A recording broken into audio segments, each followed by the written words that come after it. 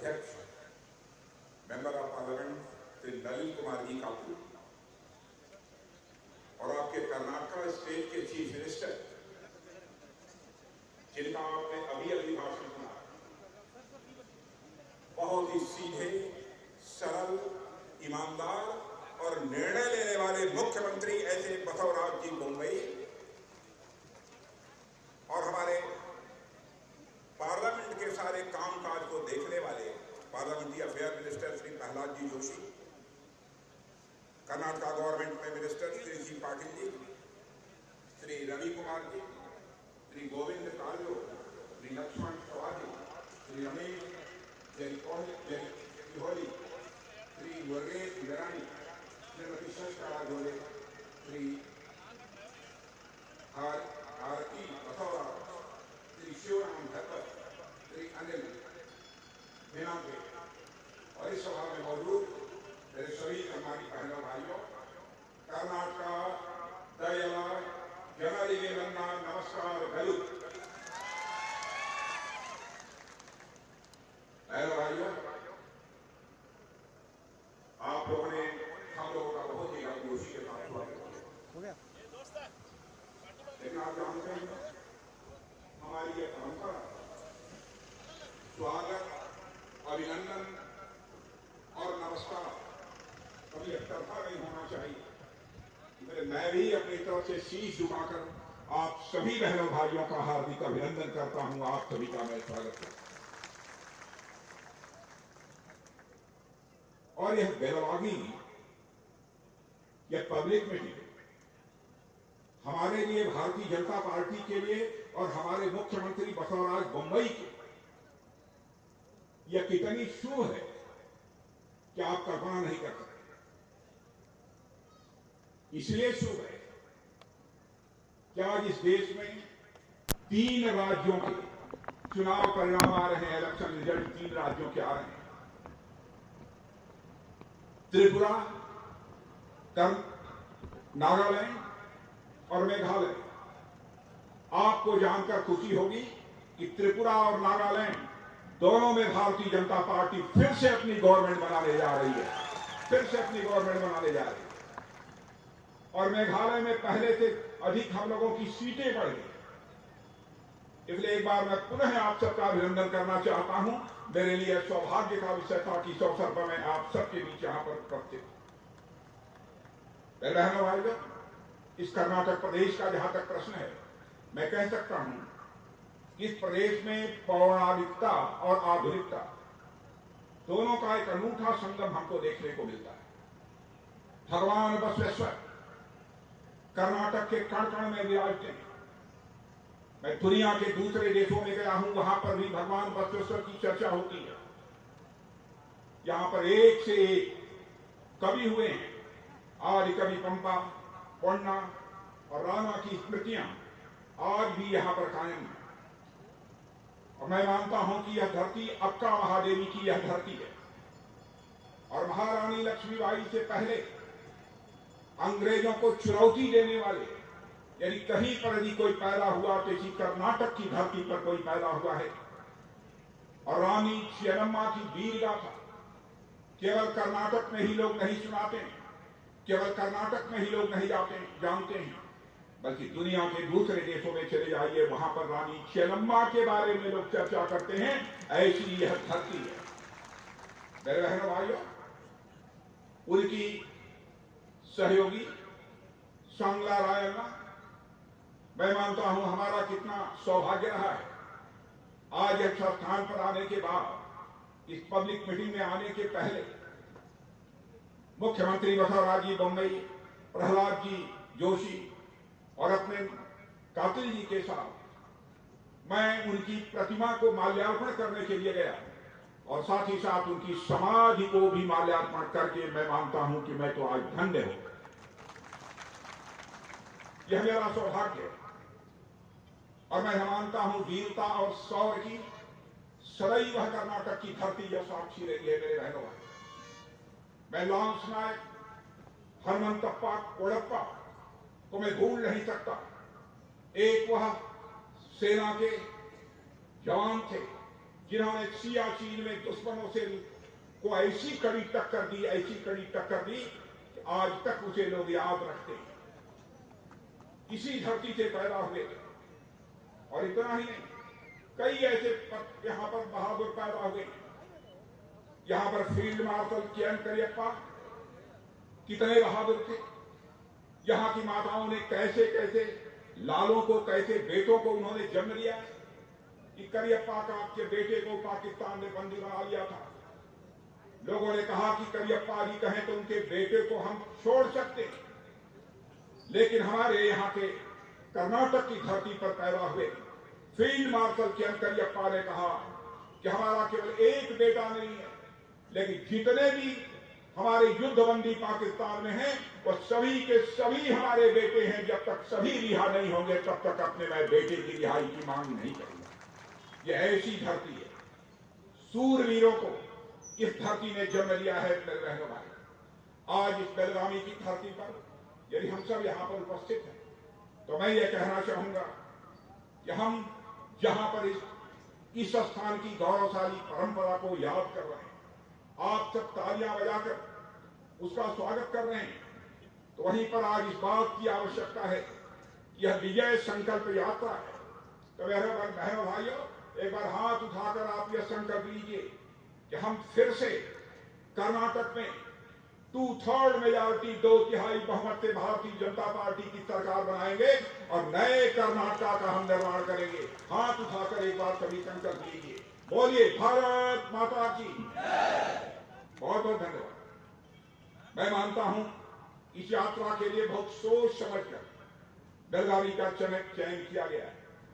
बेलगावी का चयन शायद इसलिए हमारे कातिल जी ने किया होगा, हमारे बसवराज जी बम्बई आपके लोकप्रिय मुख्यमंत्री ने किया होगा, प्रहलाद जी ने किया होगा और हमारे येदियुरप्पा जी ने किया होगा, क्योंकि यह बेलगावी या कर्नाटक का मस्तक है। बहनों भाइयों, यह बेलगावी तो सचमुच सबसे ऊंचा स्थान जो मनुष्य के शरीर में होता है, मस्तक का शिर, वह है यह बेलगावी। इसलिए मैं यहां पर आप लोगों से अपील करने आया हूं।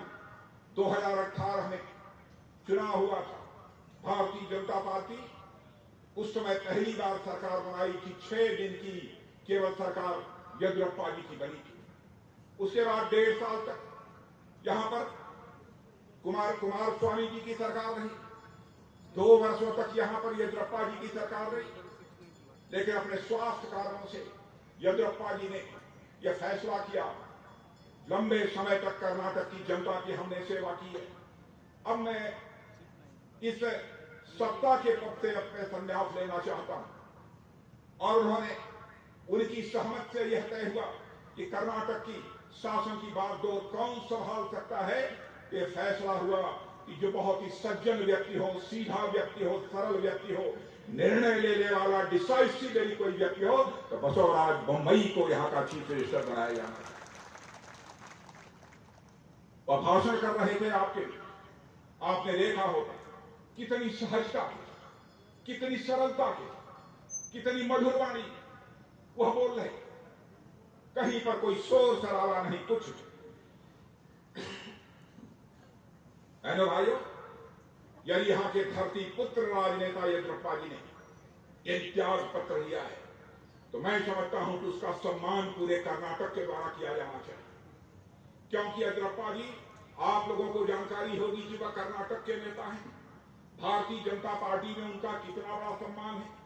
येदियुरप्पा जी ने जो ही राजनीति से हटने की बात कही, यानी सत्ता की राजनीति से हटने की बात कही, तो उसी समय हमारे प्रधानमंत्री मोदी जी और पूरी पार्लियामेंट्री बोर्ड ने यह फैसला किया, अब वहां से येदियुरप्पा जी को लाकर पार्लियामेंट्री बोर्ड, जो सबसे ऊंची संस्था होती है किसी राजनीतिक पार्टी की, उसका सदस्य बना दिया जाए। और बहनों भाइयों, हम लोगों ने येदियुरप्पा जी को उसका सदस्य बनाया।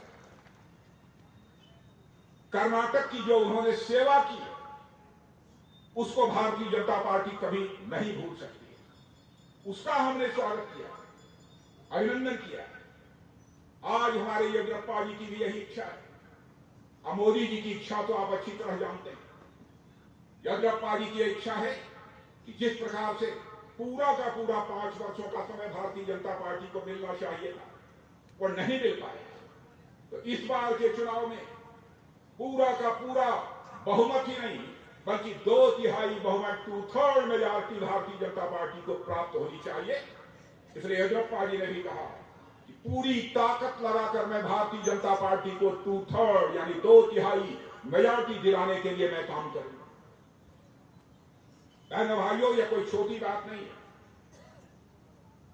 5 साल के लिए सरकार बने और मैं आपको विश्वास दिलाना चाहता हूं, आप में से भी कुछ मुझे मेरे बारे में भी जानते होंगे, उनको भी मालूम होगा हमारे भारत के प्रधानमंत्री आदरणीय नरेंद्र मोदी जी के व्यक्तित्व और कर्तृत्व से भी आप अच्छी तरह परिचित होंगे। बहनों भाइयों, उनके नेतृत्व में मैं यकीन दिलाता हूं 5 वर्षों का यदि पक्का समय आपने भारतीय जनता पार्टी को दे दिया तो इस दक्षिण भारत में कर्नाटक को नंबर 1 का राज्य बनने की दुनिया की कोई ताकत हमको नहीं रोक सकती।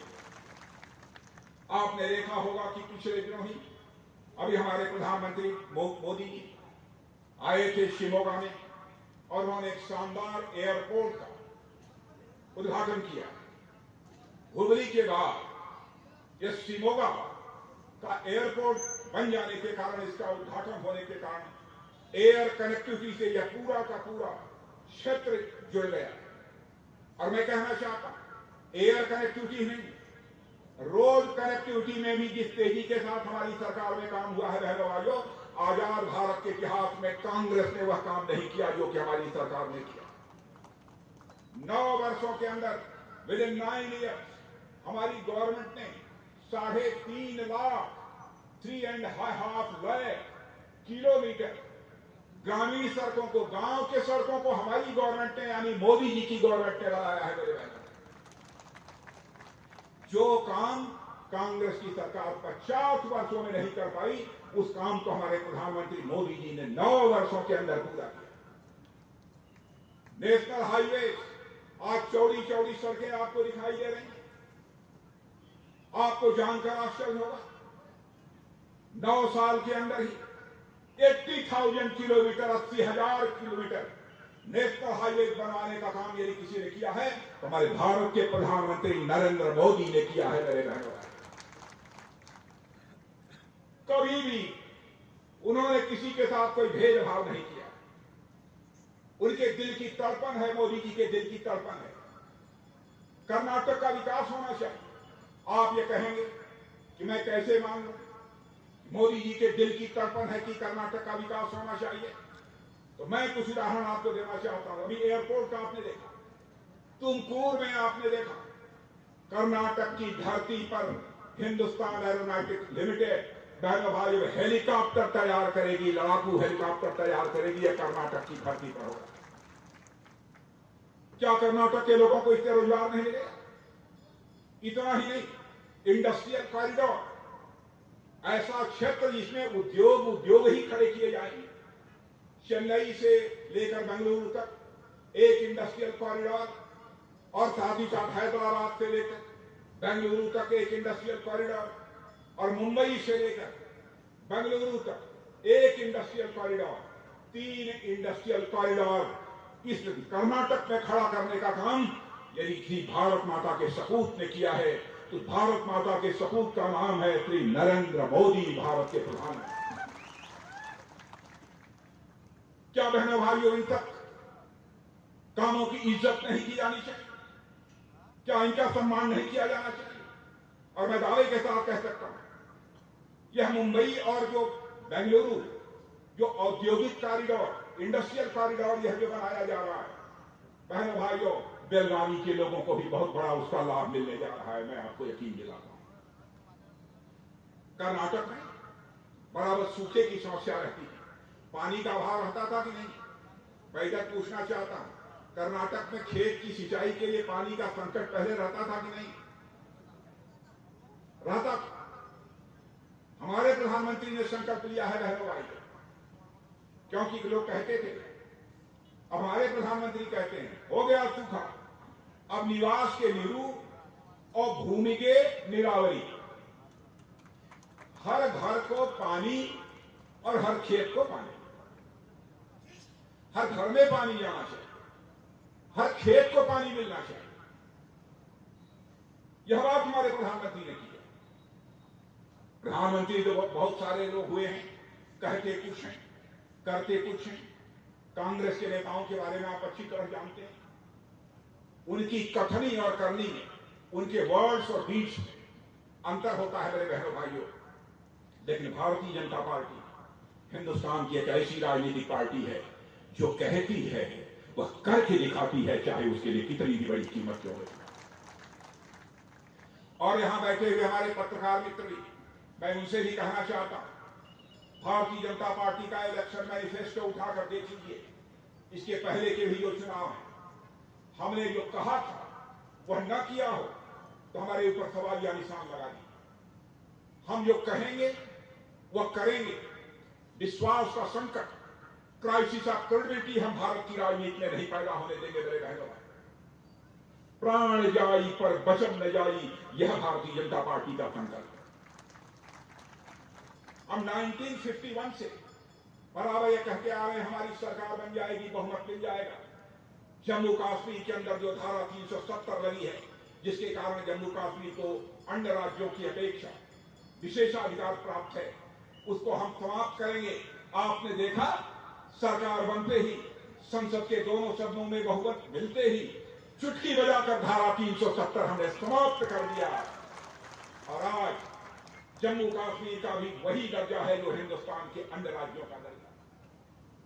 हम लोगों ने कहा था 3 तलाक माताओं बहनों के साथ अन्याय क्यों होना चाहिए, जुल्म क्यों होना चाहिए।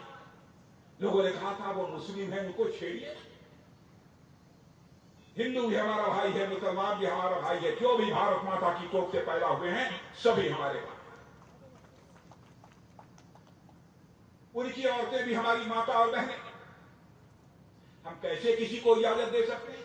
शादी कर लो और शादी करने का जब मन हो जाए तलाक तलाक तलाक 3 बार बोलकर उसको छोड़ दो। कांग्रेस पार्टी इस अपराध को बर्दाश्त कर सकती थी, लेकिन भारतीय जनता पार्टी नहीं बर्दाश्त कर सकती थी। 3 तलाक की प्रथा को भी हम लोगों ने समाप्त कर दिया। जो हमने कहा था वो करके दिखाया। 55,000 करोड़ की लागत वाले अपर भद्रा प्रोजेक्ट को हमारी सरकार ने मंजूरी की है बहनों भाई। चित्रदुर्गा, चिकमंगलूर, तुमकुरू, दामड़गिरी जैसे जिलों को स्वाभाविक रूप से इसका लाभ मिलेगा। और आपको जानकर खुशी होगी, आपके यहां अधिकांश घरों में पाइप्ड वाटर यानी नल के माध्यम से पानी तो पहुंच रहा होगा। केवल आप ही लोगों तक नहीं, हिंदुस्तान में 8 करोड़ घरों में पाइप के द्वारा पानी पहुंचाने का काम किसी गवर्नमेंट ने किया है तो हमारे प्रधानमंत्री मोदी जी की गवर्नमेंट ने किया। 80 करोड़ 80 करोड़ लोगों को मुफ्त में राशन। क्या बहनों भाइयों आपने सोचा था कोई ऐसा भी प्रधानमंत्री आएगा, कोई ऐसी भी सरकार आएगी जो लगातार साल, 1.5 साल, 2 साल तक बिना पैसे के मुफ्त में लोगों को राशन मुहैया कराने का काम करेगी? मैं आपसे पूछना चाहता हूं, क्या कभी आपने सोचा था कि वह दिन भी आएगा कि मुफ्त में हमको राशन मिलेगा? क्या हाथ उठाकर बताइए, क्या कभी सोचा था कि नहीं सोचा था? 80 करोड़ लोगों को मुफ्त में राशन मुहैया कराने का काम फूड सिक्योरिटी के तहत भाई हमारी गवर्नमेंट कर। कोविड का संकट यहां आया था कि नहीं आया था? भैया मैं आपसे पूछना चाह रहा हूं, कोविड का संकट था कि नहीं आता था ना? मैं दावे के साथ कहता हूं कि यहां जितने लोग बैठे हैं सबको कम से कम 2 बार या 3 बार कोविड का वैक्सीन लग गया हो। ना लगा हो तो हाथ मत उठाइए, यदि वैक्सीन लग गया हो तो सारे हाथ उठाइए इनको लग गया। आपको मैं बताना चाहता हूं मेरे बहनों भाई, अमेरिका, इंग्लैंड, जापान, फ्रांस, बड़े बड़े जो शास्त्रीय देश हैं, बहुत सारे जो धनवान देश माने जाते हैं, वहां भी लोगों को मुफ्त वैक्सीन नहीं लगा है। जो काम मोदी जी ने कर दिया है दुनिया में कहीं नहीं हुआ है। हार्वर्ड यूनिवर्सिटी का आपने नाम सुना? हार्वर्ड यूनिवर्सिटी की एक रिपोर्ट आई है। उस रिपोर्ट में कहा गया है कि यदि मोदी जी ने कोविड के दौरान यदि सबका को टीका न लगवाया होता, वैक्सीनेशन न किया होता, तो भारत में 39 लाख लोग मर जाते। यह बात हार्वर्ड यूनिवर्सिटी की रिपोर्ट है। कितना बड़ा काम हमारे प्रधानमंत्री ने किया। मोबाइल आप लोगों के पास है कि नहीं? जहां उठाइए, मोबाइल है कि नहीं? सबके पास है। मोबाइल के माध्यम से अब पैसे का लेन देन आप करते हैं कि नहीं?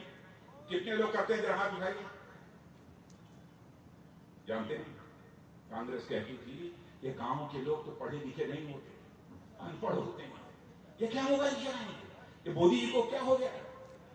आज आपको जानकर आश्चर्य होगा भाई साहब, हालात बदल गए। आज स्थिति यह है कि पिछले 9 साल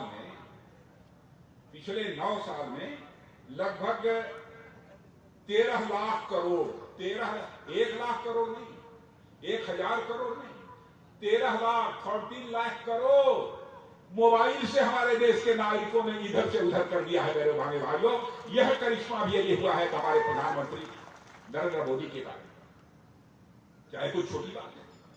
कांग्रेस के हाई फाई नेता ये कहते थे, अरे बीजेपी वाले क्या हो गया है इनको, गांव के लोग मोबाइल चलाएंगे, यूपीआई से पैसे का इधर उधर करेंगे, ये कहा करते थे। हम लोगों ने दिखा दिया कि डिजिटल रिवॉल्यूशन, डिजिटल क्रांति इस देश में हुई है, तो उसका फ्लैग बियरर, उसमें प्रमुख यदि भागीदारी यदि किसी के हमारे देश के गांव में रहने वाले किसानों की है, हमारे गांव में रहने वाले गरीबों की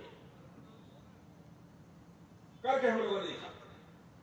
और मैं आपको याद दिलाना चाहता हूं, बाद में जो हमारे नौजवान पैदा हुए हैं, मैं उनसे कहूंगा आप पूछ लेना। राजीव गांधी जी भारत के प्रधानमंत्री थे।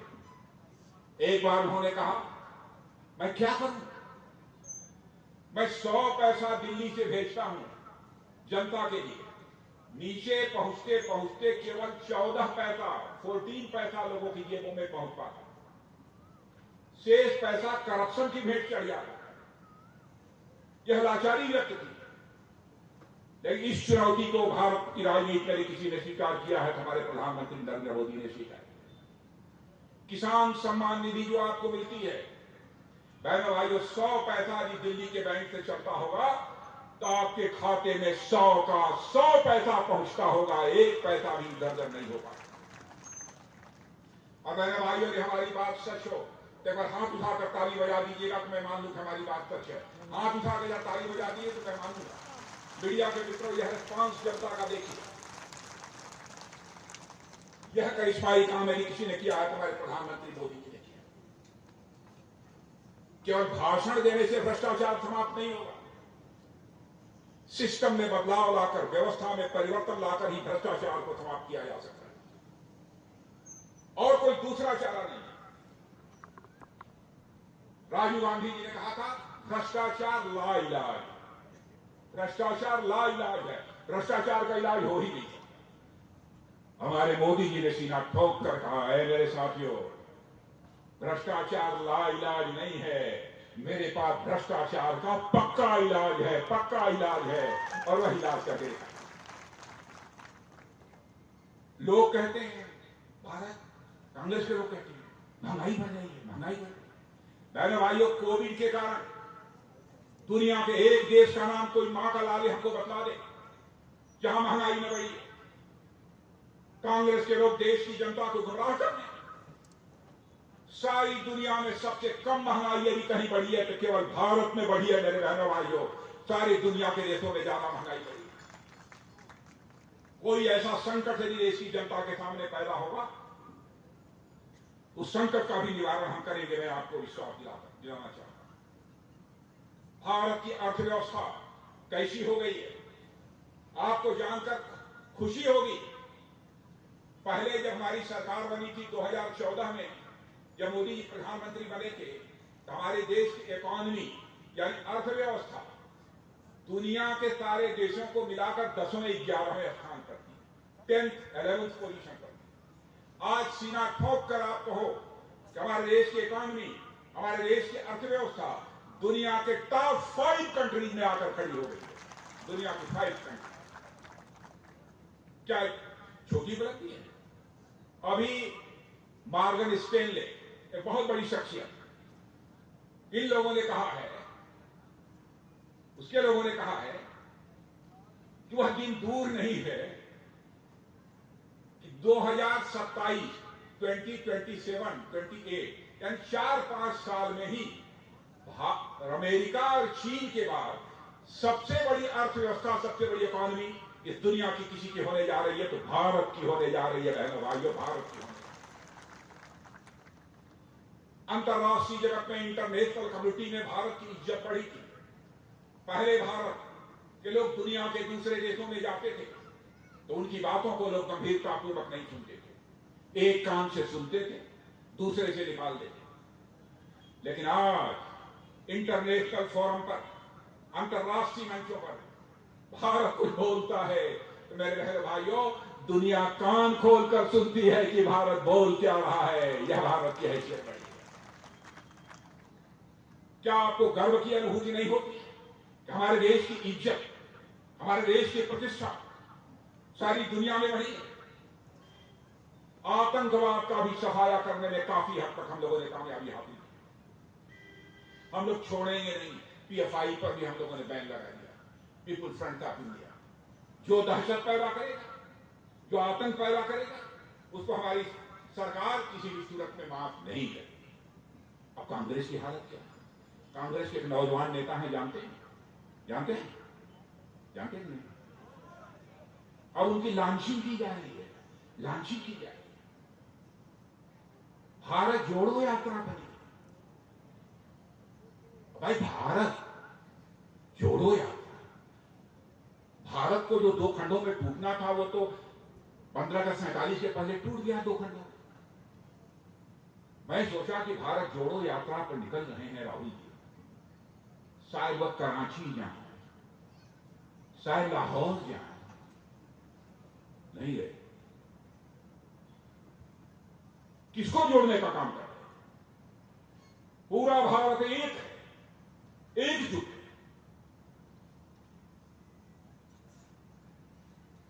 केवल जनता की आंखों में धूल झोंक कर लंबे समय तक राजनीति नहीं की जा सकती है मेरे बहनों भाई। वही नेता कामयाब हो सकता है जो जनता से आंखों में चुरा कर राजनीति नहीं करता है, बल्कि जनता की आंखों में आंख डालकर राजनीति करता है। वही कामयाब होता है। और यह करने वाली यदि कोई पार्टी है तो भारतीय जनता पार्टी। ये लोग नारा लगाते हैं, कांग्रेस के लोग, मोदी जी तेरी कब्र खुलेगी। क्या बहन भाइयों, आपके प्रधानमंत्री के बारे में कोई ऐसा कहता था, आपको गुस्सा आता है कि नहीं आता? किसी का विरोध करना है, विरोध करो। उसको मरने की, उसका कब्र खोदने की बात करोगे?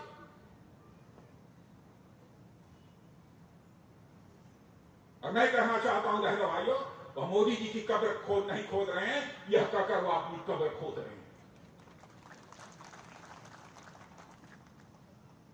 और मैं कहना चाहता हूं, सुन लो मेरे कांग्रेस के दोस्तों, हमारे प्रधानमंत्री के ऊपर, भारतीय जनता पार्टी के ऊपर जितना भी कीचड़ उछालोगे, हमारा कमल उतना ही खिलता चला जाएगा, उतना ही कमल खिलता चला जाएगा।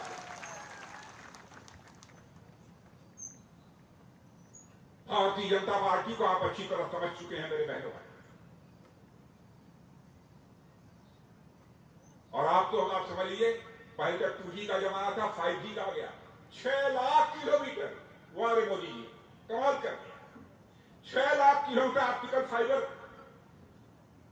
बिछवा दिया भारत के अंदर। क्या करिश्माई काम किया। बहनों भाइयों, संयुक्त राष्ट्र संघ के नेता भी अब हमारे प्रधानमंत्री मोदी की तारीफ कर रहे हैं। ये कोई छोटी बात नहीं है। और अभी सबसे बड़ा एक सौदा हुआ है, 470 जहाज खरीदने का ऑर्डर बोइंग की, एयरबस को दिया गया है। 470 जहाज भारत में आएगी। एविएशन इंडस्ट्री का सबसे बड़ा ऑर्डर। कंपनी जो आप कहेंगे उससे भारत का लाभ क्या होगा? भारत के नौजवानों को रोजगार मिलेगा, इसी बेंगलुरु में बोइंग विमान के, बोइंग प्लेन के दरवाजे, पैनल और सॉफ्टवेयर इसी बेंगलुरु के ही नौजवान बनाने का काम करते हैं। बहनों भाइयों, रोजगार बढ़ेगा, इसलिए मैं इसकी चर्चा कर रहा हूं। हमारे प्रहलाद जोशी जी ने बताया डिफेंस, रक्षा, मैं रक्षा मंत्री हूं। पहले क्या होता, गोले, बारूद, बंदूक, तो टैंक, यह दुनिया के दूसरे देशों से मंगाई है। भाइयों, हमारे प्रधानमंत्री ने फैसला किया है, अब हम दुनिया के दूसरे देशों से अब टैंक, तो मिसाइल, बम अब नहीं खरीदेंगे, बल्कि इसी भारत की धरती पर हमने सारी चीजें बनाएंगे। और केवल भारत के लिए नहीं बनाएंगे, हम सारी दुनिया के लिए बनाएंगे। Make in India and make for the world. Make in India, Bharat में बना, और मेक फॉर द वर्ल्ड, सारी दुनिया के लिए। लोग हमसे खरीदें, हमारा एक्सपोर्ट बढ़े, हमारे लोगों को रोजगार मिले। अब तुमकुरू में जिसकी मैं चर्चा कर रहा था, हमारे बसवराज जी बंबई के बहनों भाइयों, ये चल जो हेलीकॉप्टर बनाने का जो फैसला किया है, कोई छोटी बात नहीं। क्या हो गया है कांग्रेस के लोग? सेना के शौर्य पराक्रम पर, सेना के बहादुरी के ऊपर यह सवालिया निशान लगाते हैं। बहनों भाइयों, देश का रक्षा मंत्री होने के नाते मैं कहना चाहता हूं, हमें अपने सेना के जवानों पर गर्व है। सेना के जवानों पर गर्व है, और सेना के जवानों ने जो करिश्माई काम किया है, यदि मैं खुलकर बतला दूं मेरे बहनों भाइयों, तो आपका सीना चौड़ा हो जाएगा। बहनों भाइयों, ऐसा करिश्माई काम हमारे सेना के जवानों, उनके ऊपर भी ये सवालिया निशान लगाते हैं। इसलिए मैं आप सबसे कहना चाहता हूं बहनों भाइयों, आपका समर्थन इस बार के चुनाव में भारतीय जनता पार्टी को प्राप्त होना चाहिए। और केवल हमको मेजॉरिटी, बहुमत नहीं चाहिए, हमको 2/3 मेजॉरिटी चाहिए, 2/3 बहुमत चाहिए। बसवराज जी बंबई कैसे व्यक्ति हैं, मुझे धीरे धीरे आप लोगों को सबको पता लग गया है। और यदि आपका समर्थन है तो मैं चाहूंगा एक बार दोनों हाथ ऐसे उठाकर आप सभी आशीर्वाद दीजिए, और आप सभी लोग मंच से खड़े हो जाइए आशीर्वाद प्राप्त करने के लिए। एक बार हाथ उठाकर बोलिए, भारत